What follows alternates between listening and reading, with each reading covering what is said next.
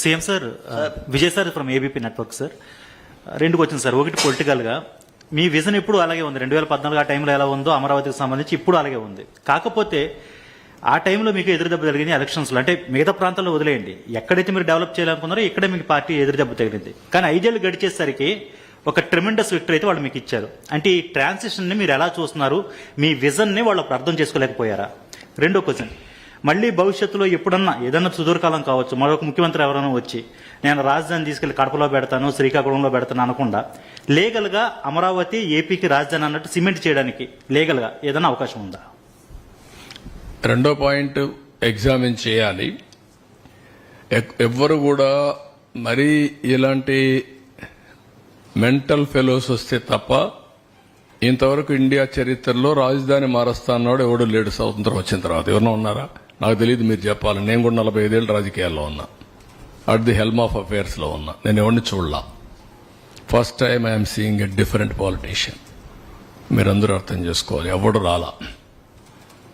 అలాంటి తిక్క వాళ్ళ దగ్గర, పిచ్చోళ్ళ దగ్గర కూడా రాష్ట్రాన్ని కాపాడడానికి ఏం చేయాలో ఆలోచించాలి ఇప్పుడు. Not only for Andhra Pradesh, it is a case study for the country. దేశానికి కూడా ఒక కేస్ స్టడీ ఇది ఇప్పుడు. రెండోది, ఓసారి బాధేస్తుంది. నా ఇంటెన్షన్స్ ఆర్ గుడ్.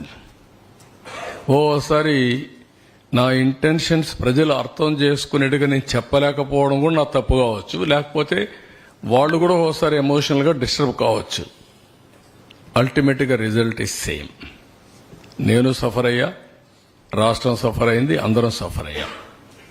హైదరాబాద్ కూడా మీరు ఒకసారి చూస్తే, నేను ఆ రోజు 2004లో కానీ హైదరాబాద్లో కానీ కంటిన్యూ అయింటే ఇంకొక లెవెల్కి వెళ్ళిపోయింది. అది మళ్ళా 10 ఏళ్లు పట్టింది. ఈ రాష్ట్రం కూడా 5 ఏళ్లు కానీ కంటిన్యూ అయింటే కంటిన్యూటీ ఆల్వేస్ క్విక్ రిటర్న్స్ వస్తాయి, ఫాస్ట్ గ్రోత్ వస్తుంది, బెటర్ ఎకానమీ ఎస్టాబ్లిష్ అవుతుంది. అక్కడ గ్యాప్ అనేది కొంత నష్టం జరిగింది, కానీ నేను రిపెంట్ కావడం లేదు. నేను ఎప్పుడు కూడా పాజిటివ్గా ఆలోచిస్తా.